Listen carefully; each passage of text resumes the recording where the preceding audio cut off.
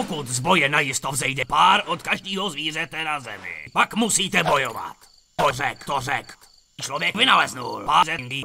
Myslím, protože nám jeho pár, pak ho zdokonalil nám ho malýho tak, aby ho žádnej žijící člověk nepřekonal.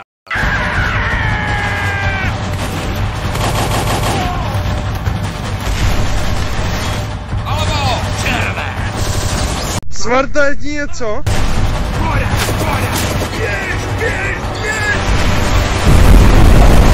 Potom použil žolt na to, aby rozmlátil každému držku. A pak schromáždil je na lodi, tak, aby ho žádnej žijící člověk nepřekonal. Pozor, hlídka!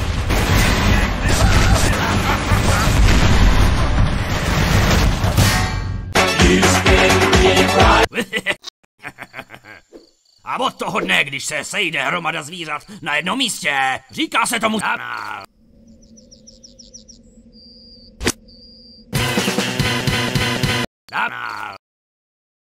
Teda pokud to není zoo.